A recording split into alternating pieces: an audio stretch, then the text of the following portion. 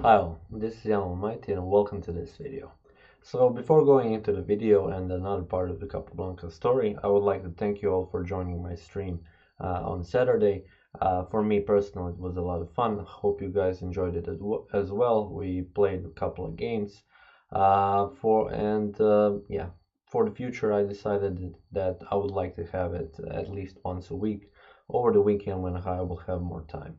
So that being said, of course, for the next couple of streams, I would like to keep it under 5 minutes so that more of you can play with me, because there were some challenges that I couldn't unfortunately accept because I had to run. And yeah, this is pretty much it. Also, one other thing that I wanted to mention, the other type of video that I already mentioned on the stream, where I actually talk about how do I make my moves, what do I think about before making a move, and how do I analyze the position and the general thinking over the board while playing the game, is in the works. So I definitely will try to put out a video this week, maybe in combination with playing against some machine or something like that. But okay, more of that when it comes out. And this brings us to this game. So before going into the very important tournament of St. Petersburg of 1914, I would like to show you one other Capablanca's game where he played against Aron Nimzowitsch. It was an exhibition game, so it wasn't a tournament or anything. So yeah. The reason why I wanted to show you this game is the main reason is, of course, because it holds a very valuable endgame lesson. But one other reason is, of course, an extra or a plus was because over the weekend on the stream, some of you did mention that you would like me to feature some of Nimzovich's games. So here it is, already on Monday. So let's go right in. It is a longer game, so I will quickly go through the opening moves, and essentially I wouldn't like to keep it too much to the opening because it is a pretty standard 4 knights opening variation. Of course, okay, not really pretty standard because Nimzowitsch already plays bishop to c4, not bishop to b5, but Capablanca wants to keep it symmetrical. So bishop to c5, not going for bishop to b4 because, as he says, knight to d5 gives white an advantage. d3 and d6, and now bishop to g5. Very important thing, just to put it out of the way, to know about this opening is when you play the 4 knights and you put the bishop on c5, play d6, bishop to g5 is a very dangerous move because it pins the knight, and knight to d5 is a very serious threat. You cannot put bishop back to e7, and there aren't that many options to actually unpin this knight. So here bishop to e6 is played by Capablanca. Bishop to b5 now, don't want to exchange the bishops, and h6. Bishop to h4. And now bishop to b4, pinning this knight. So once again, not allowing knight to d5. d4. And when d4 move is made, you of course have to think about what happens if g5 is played. Because g5, if bishop to g3 would be played, allows a very simple knight to e4, attacking twice on this unpinned knight, this pinned knight. But the thing is, knight to g5 is a very good option for white here. And after pawn captures and bishop captures, there is no easy way how to unpin this knight, as already mentioned. Now d5 cannot be played for bishop to e7 to come, and queen to f3 seems like a threat. Even d5 or capturing on e5 depends on what black plays. Rook to g8 attacking the bishop is countered with h4, and everything is fine for white here. So definitely, probably a reason why Capablanca didn't play g5 immediately. He played bishop to d7, and we see castles now, unpinning this knight. So bishop to c3, pawn captures on c3, and only now g5, because now the king has castled and he is on the g file. So if white would go for this idea, then the g file and the h file would be open, and in this situation it doesn't seem like a very good idea. Bishop to g3 because of that reason. And now we go for the series of changes in the center. Knight to e4, bishop to c6, bishop to c6, and pawn captures on e5. Pawn captures on e5, bishop captures on e5. Queen to d1 and rook from a to d1. And now f6. So the rook was attacked and the bishop has to move now. Bishop to d4, king to f7. And now we come to the point where we actually have to think about what is happening in the position. It is pretty similar for both sides. Black has expanded a little bit more on the king side, but in the end the material is the same, the files are the same, yeah, the pieces are the same. But the one main difference is that white has this very messy queenside pawn structure. And this is something that you want to play against if you're going for a win in this game. So let's see what Capablanca did. First, a strange decision by Nimzowitsch, playing knight to d2 and going for the further exchanges. So he probably thinks that having an endgame where he has the opposite color bishop is definitely a draw. So he goes immediately to exchange the knights. Rook from h to e8, f3, knight to d2 and rook to d2. So now, after all of this and rook from a to d8, we have a situation where essentially the endgame lesson starts. Because now, as we can see, the rooks are still there, but of course probably at least one will be exchanged, and we will have an endgame where the opposite color bishopness, let's say, comes to mind. What would you definitely need to do in order to win this game? Generally, endgames where you have opposite color bishops are considered to be drawish, and the main reason is because, for example, you would like to push your pawn. For example, you would have a passed pawn, want to push it to promotion. With your bishop, you could defend only light squares, for example, but when your pawn wants to come to the dark square, the opponent's bishop is covering that, and you don't have that much luck. So because that is probably the only reason it is very difficult to play opposite color bishop endgames for a win. But in this situation, as we can see, white does have some weaknesses, and Capablanca will definitely try to exploit them. So let's see what happens next. First, g4 is played by Nimzowitsch, and this move is played. Okay, Nimzowitsch played it in order to keep these pawns from being pushed, because he would like to keep black pawns on dark squares. He has a dark square bishop. But on the other hand, he left his pawns on light squares, and Capablanca has a light square bishop. So this move is both good and bad. But Capablanca wastes no time, and he actually goes for the real idea. He plays bishop to b5. The rook is attacked and he needs to move. And bishop to b5 does one other thing. He moves the bishop from the c file, and c5 is now a threat. Of course, okay, bishop cannot come now on e3 because the rook is on the e file, so you need to address it. Rook to b1 attacks the bishop, so bishop has to move. Bishop to a6, defending the b7 pawn. And now rook from b to d1, doubling up the rooks. Rook to e2. And now once again the threat is c5, because when the bishop moves, this rook is attacked twice. So here white plays rook to e2. Essentially there isn't any better move that you can play at any point if white plays some silly moves. As I've said, c5 is a dangerous threat, and white will be lost here. So after this, bishop to e2, and Nimzowitsch plays it rather quickly because he has an idea. After bishop to e2, rook to e1, and bishop to f3, he plays rook to f1. And now if the bishop captures on g4, you capture rook to f6, and essentially all of your problems are solved. So now you will either pick up the h6 pawn, or if king plays to g7, you will win the rook. So essentially you're going more and more through that drawish position. But of course Capablanca doesn't want to do this. He plays c5.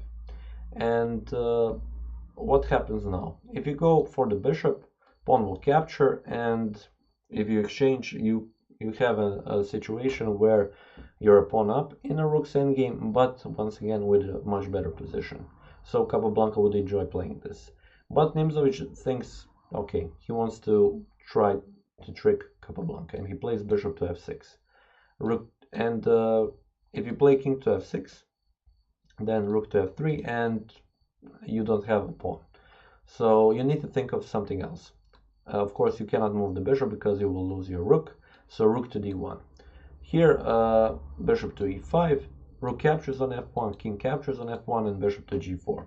And Capablanca saw this idea very quickly, and he tells that essentially he wanted to go for this position because in his opinion this is a forced win for black.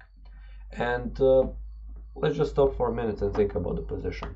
So here black currently is a pawn up, but it is a very important pawn, this g4 pawn, because black is left with 2 pawns on the king side, and he is left with a much better queen side, so he can play on both sides of the board.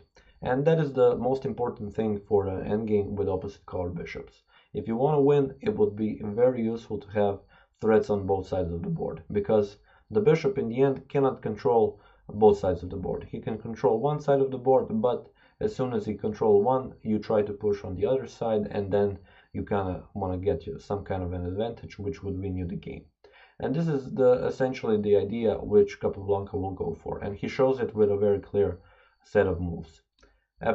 Okay, first of all, also these pawns are on light squares. The c2 pawn can be easily captured, but Capablanca goes for a more theoretical approach. After a4 by Nimzowitsch, so he is also well aware that bishop to f5 or bishop to d1 can easily win this pawn, so he plays a4 immediately, because he wants to play the bishop in the back in order to maybe pick up one of 2 or black pawns.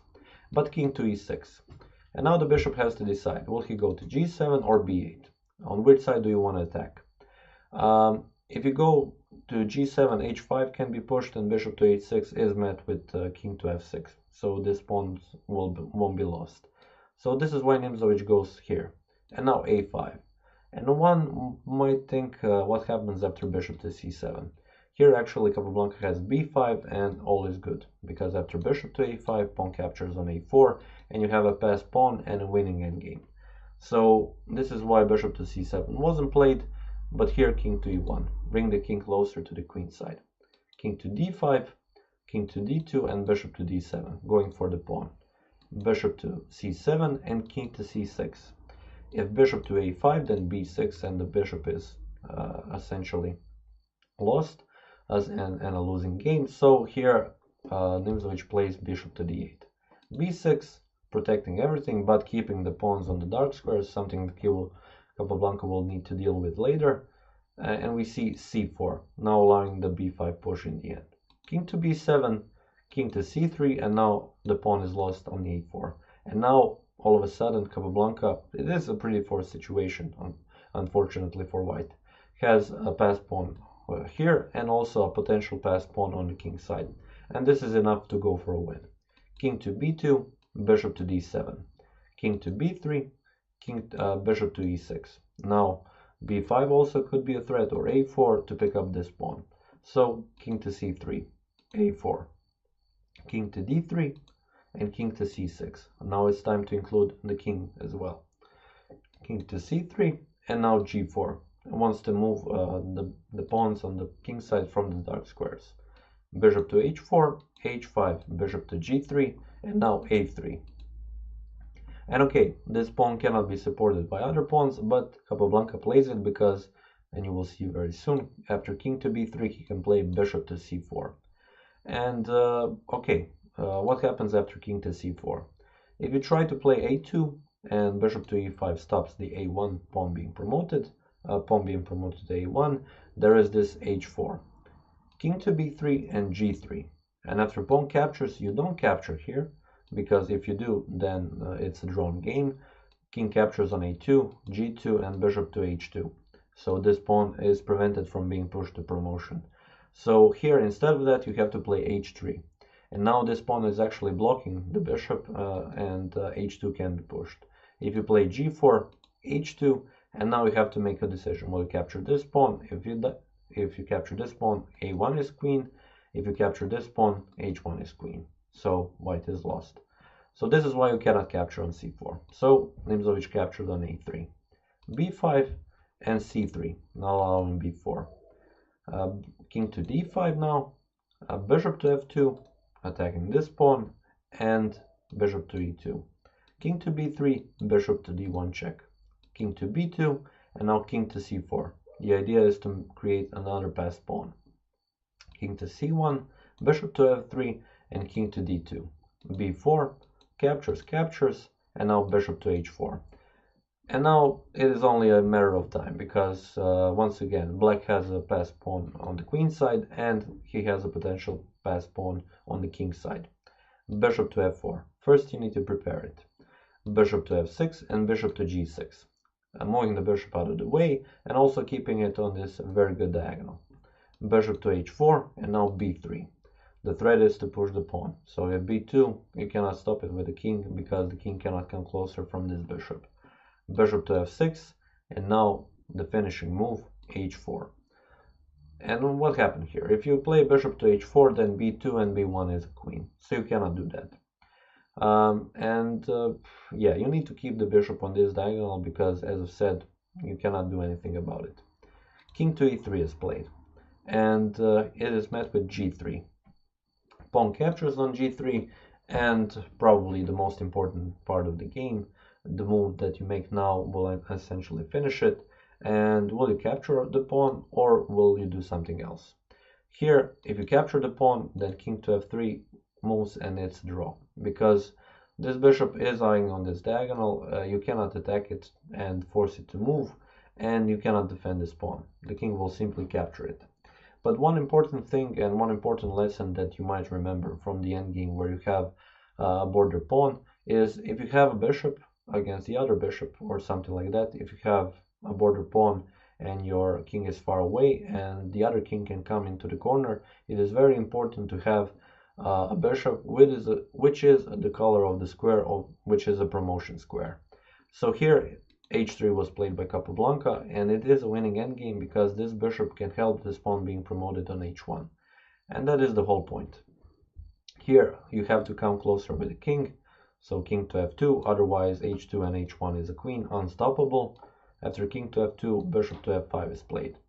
And why bishop to f5? Because now you are defending this pawn, it cannot be captured.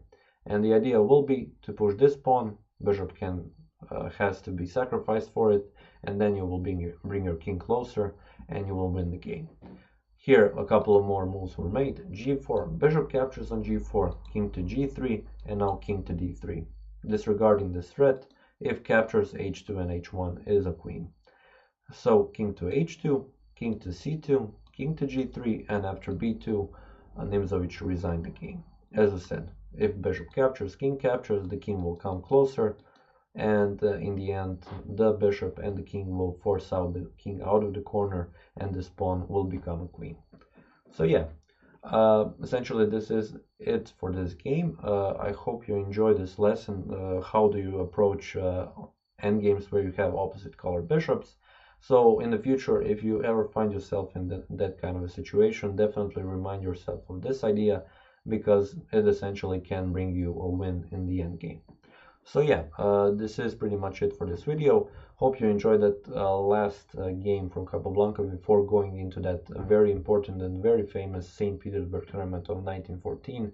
Essentially a tournament that featured the strongest players of the first part of the 20th century, and also from historical standpoint before going into the World War I, when essentially chess games between masters become rarer and rarer, and yeah, we all had to wait for 1920s for that match between Lasker and Capablanca. So yeah, if you would like to see some of that, definitely stay tuned, and yeah, that is pretty much it. So I would like to thank you for watching this video, and I will see you next time.